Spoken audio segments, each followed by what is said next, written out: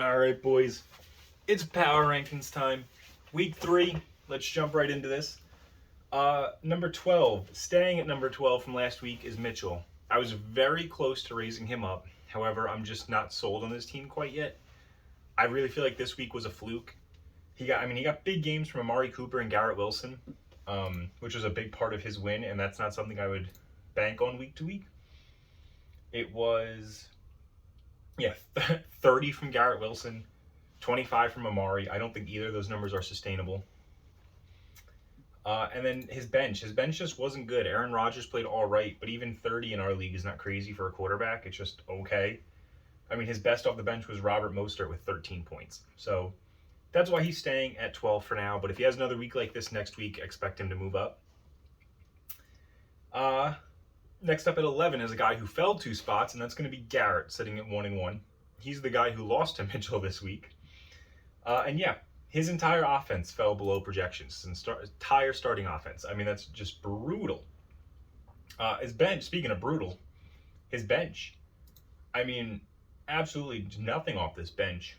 5 from Matt Ryan, 3 from Amir Abdullah, 2 from Perine. It looks like 11 from Cam Akers was his best. No, he got 12 from Sammy Watkins, but still not great. Actually, I lied. His best was a defender. I mean, that's crazy. It's freaking Josh Allen with 15. Just brutal. Garrett's team now, after this week, is the lowest scoring team in the league. That's pretty rough. So, let's move on from there. Number 10 is another guy who's fallen 2 spots, and he sits at 0-2 right now, and that's Jay. I mean, just a brutal week for him, man. Under 160. Drake London and Marcus Williams carried his team, which is, probably not ideal. It's, when you want to try and contend. Starting 0-2 and having one of your best players week 2 being a rookie is not what you want. Tua, of course, went nuclear off Jay's bench, and Tua actually would have won him his game, that one simple swap out.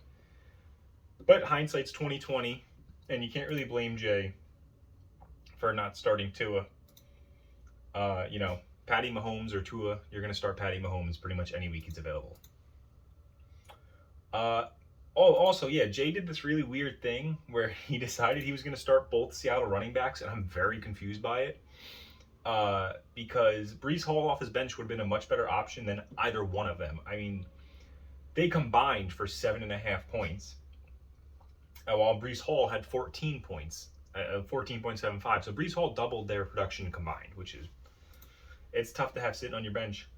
Also, Jay started Alberto, who was a victim of the terrible Denver offense right now. He put up 0 points.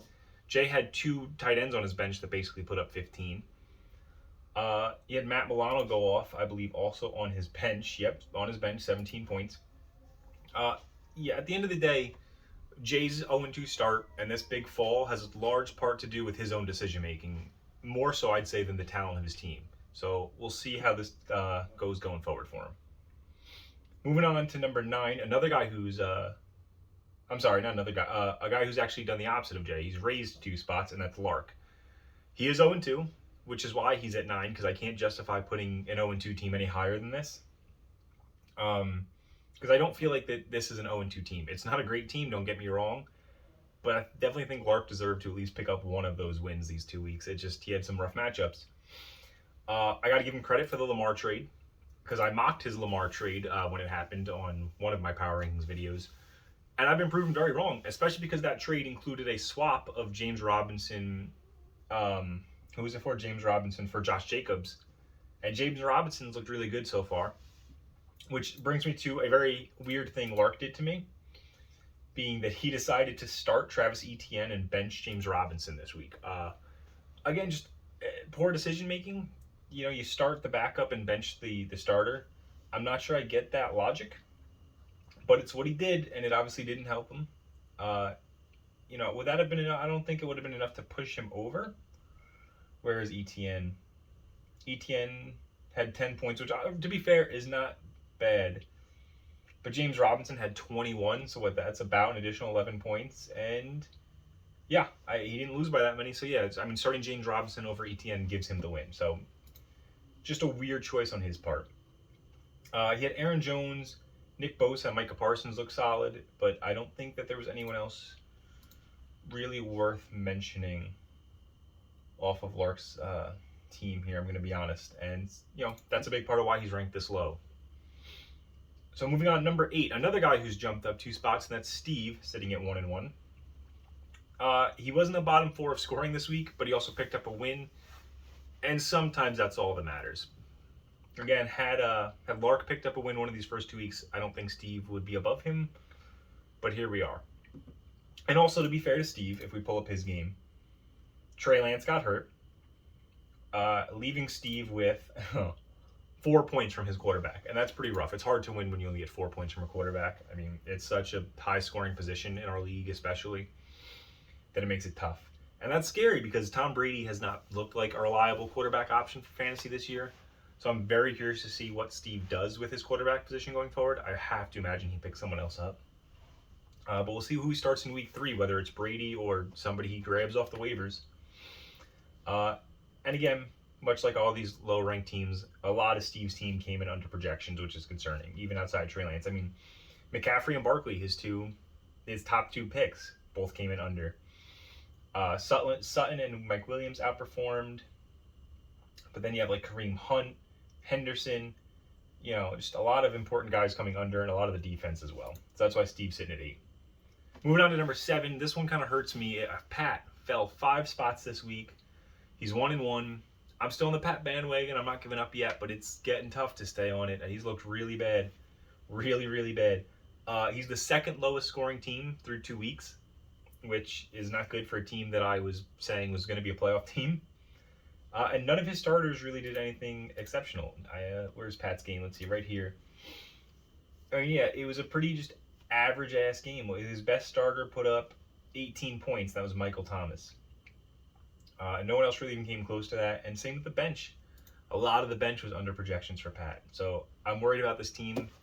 I really would like him to prove me wrong this week and have a nice bounce-back win, but he's looked awful through 2 weeks. It's hard to deny. So moving up to Vinny. Vinny also fell 1 spot. His undoing really was just the horrid offense of the Broncos. Starting Goff over Russ would have made this a blowout win in Vinny's favor. Not even close. He really got fucked by Russ playing poorly, and that's just a product of that terrible Broncos offense, as I've said a few times in this video. Because other than the quarterback, his offense, his starting offense looked decent. You can find Vinny's game. 21 from Eckler. 46 from Stephon Diggs, I'd say is much more than decent. 39 from Amon-Ra St. Brown. It was a very balanced team. Most of his team came in around their projections, and then he had a couple guys that really popped off. And that's kind of what you want in this league. If you can get, especially having 2 flex spots now, if you can get some of your guys, as long as they just meet those projections, you just need 1-2 guys pop off and you're good. But that quarterback situation, it really hurt him. He also had a few, talking about Vinny's bench, which is another thing I like. I like Vinny's bench right now. He had McKissick put up 14, which is solid if you want to make him like another flex option. He had 18 from Myers, which is really solid. 23 from Curtis Samuel, which is awesome if you want to use him as a flex guy. About 9 from Renfro. You like a little more, but again, in a pinch, he's fine. And then he had some good defenders too. Sweat had 10 points. 8.5 from Terrell, 7 from Davis. Really not bad. Vinny's team looked pretty solid right now. He really just fell because other teams outperformed him, is what it comes down to. So moving on, we're going to keep talking about guys that are falling. Number 5 is going to be John. Fell 2 spots this week. He's 1-1. Again, he picked up a tight win, but he's slipping down the rankings. His week was just all right. The guys that jumped over him, they just were better than him. They earned it. Second straight week that Derrick Henry disappointed him. Jamar Chase suffered from the Bengals offense that just does not look like the Bengals offense we were expecting to get this year at all. Tyler Lockett and Damian Harris looked much better this week, and they were obviously on his bench, so that's not too helpful, but it's nice to see them look a little more normal. But they were the only guys that looked decent on John's bench, which again is concerning, and it's hard to trash him too much. I think a lot of the league is suffering from a lack of bench depth. But it's looking kind of rough for John. We'll see if some of his guys can pick it up and he can bounce back. But for now, he's just going to keep on falling. Sitting at number 4 Now we can start talking about some guys that are positive. The next few, a 3-spot raise is Austin, who's 1-1. Man, after the draft, I didn't like this team. This team's really winning me over. They've looked decent. I said this team could be good if things fell right, and things have fallen right so far for Austin. He did lose this week, but he was 4th in scoring. Both of his top running backs definitely underperformed, but his wide receivers picked up the slack for him. And, that's what you need. If a couple guys underperform, it's nice to know that you have other guys that are going to step it up. And it's not even like it was crazy. You got 17 from Najee, 13 from Javonte Williams. The 13's kind of rough. 17 for Najee is only a little bit under his projections. But then you get 41 from Jalen Waddle. You get 25 from Christian Kirk. I mean, they really picked up the slack there for him. And overall, his team looked solid. Not great, but way, way, way better than I thought they were going to look when I saw this team after the draft. And if you really want to pick it apart, his bench, again, I keep talking about people's benches. Maybe I'm being too critical. We're not used to having the 2 flex spots. Maybe that's a big part of it, but I mean, the only guy that really looked decent on his bench was Tony Pollard, and that's definitely a concern. But for now, Austin's on the rise. He's been looking really good so far. And speaking of on the rise, another guy, another 3-spot jump, and that's Kurt sitting at 1-1. He's getting our 3-spot this week. He's easily had the hardest schedule for the first 2 weeks. I'll start with that. I mean, so many points against for Kurt. It's insane. I believe, he faced the top scoring team week 1 in Rich, and then last week he played the 3rd highest scoring team in Lark. So he's had a really rough schedule. He picked up a tough win this week, obviously, to Lark, as we talked about. He's 0-2. And I feel like his team was really balanced. A couple guys disappointed a little bit. It's kind of like what I said with Austin. Some guys disappointed, other guys picked up the slack, and that's really nice to see. I mean, 9.5 from Jonathan Taylor. With what he gave up for him, you definitely hate to see it. But Nick Chubb came in and put up 36, and that's awesome. You get 9.2 from Devontae Adams. That's not great, but his other wide receiver, Bateman, put up 22, picks up some of that slack. Same thing with Wilson, in his flex spot, 16 points. And even 13 from your second flex, I think you take that. I think you're happy with that in this league. Going over to... his bench scoring. I keep bringing up that bench scoring, but it makes me nervous. There's not a lot of it. He got 11 from Chris Olave. 13 from Logan Thomas, but, that's really it. It's kind of rough. So again, maybe I'm being a little too picky with people's benches, considering how much I'm talking about them, but you'd like to see at least more than 1 or 2 okay options off your bench, realistically, if you're going to go have a deep run. And now the 2 spot, another guy on the rise, jumping up 2 spots, is the 2-0 Nick, one of just 2 undefeated teams remaining. He blew out Pat this week. And I'll be honest, my opinion on Nick's team is kind of the same from when I did my initial power rankings. Lackluster running backs, awesome wide receiver play. Let's pull it up. Here it is. Here's Nick's game. Oh, and of course 50 from Jalen Hurts. Never hurts. But obviously he's far from the highest scoring quarterback this week anyway. But Chase Edmonds, 6 points. James Conner, 8 points. I guess 9 if you want to round up. But then you get 31 from Cooper Kupp. You get 15 from Devonta Smith. You get 25 from Mark Andrews. And then his flexes, you get 8.9 from Nyheim Hines. You get 12.2 from A.J. Dillon. And then scrolling down to his bench, and you're getting nothing from the running backs really, but you get an 16 spot from Devin Duvernay, and that's with him getting concussed during the game. You get 18 from Dotson. So the young guys stepped up, because I put it down here. His ideal lineup for his flexes and starting running backs, wide receivers, it would have been Kupp, Devonta Smith, A.J. Dillon, Nyheim Hines, Dotson, and Duvernay. That's 4 wide receivers to just the 2 running backs that he's required to start. That would have been his best combination for those positions. It would have been really nice had he won over Kurt for that Jonathan Taylor sweepstakes. But Jonathan Taylor also kind of disappointed this week, so maybe that's not super relevant. And either way, he's sitting at number 2, so it's hard to complain because the guy at number 1 has been awesome this year. I wasn't expecting it when I saw his team at first. But he's been good for a few years now, and obviously that's Rich. He's all that's left. sitting at 2-0. Back-to-back weeks, Rich has led the league in scoring.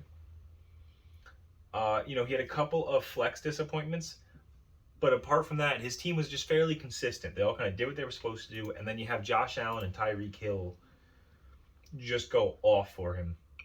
If he can pull up Rich's game against Austin here. I mean, again, just the Bills continue to treat him well. 52.9 points from Josh Allen. And then he got 15 from Antonio Gibson, 15 from Miles Sanders. He had 10 from Justin Jefferson, 47 from Tyreek Hill, 13 from Dallas Goedert, and then, like I said, the flexes is where it got a little dicey. You're getting 4.2 from Crowder, you're getting 5.6 from Singletary. Even 12 from McManus isn't bad. The defense was really solid. The only guys that you worry about are Sweat putting up 4, but even that's only 1 under his projection. And then, 4 from Chin's not great. But again, when you get down to your DBs, I think you're kind of happy that they put up more than 4, I guess, some weeks.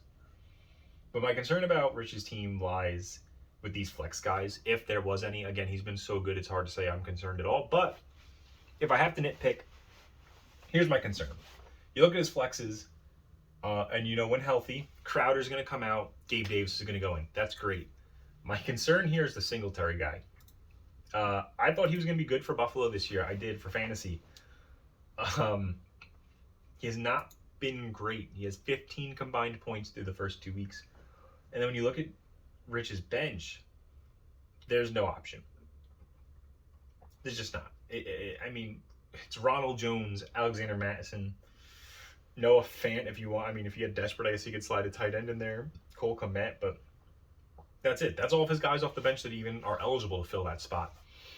Madison, Jones, not Davis, because we already said he would swap in for Crowder, Fant, and Kmet. I guess you could call Crowder an option if he really wants to. You're really doubling, tripling down on that Bills offense. I'd respect it, but I don't think it's the way to go. So I would really like to see Rich either hit someone on the waiver wire or maybe make like a smaller trade just to get just at least one more guy to fill out the starting lineup. And again, like I said with everyone, the bench, it really leaves his bench bare. But if this team stays healthy, this is a really scary team. Rich, he's been good for a few years in the league, and he looks scary right now. Again, back-to-back weeks leading the league. That's impressive. So, Rich, this week, who's he got this week? He has Vinny this week. So that's definitely a matchup I can keep my eye on. I want to see if he can do it a third week in a row. And I'm going to be honest, the Bills are playing Miami, which makes me a little bit excited to see what numbers this team can put up. See if Singletary can get back on track. See if Gabe Davis is going to play this week. That'd be pretty big. But Rich versus Vinny's a game I'm looking for because I really like this Rich team. All right, boys. That's going to do it for the Week 3 Power Rankings. Thanks for watching. I'll see you next week.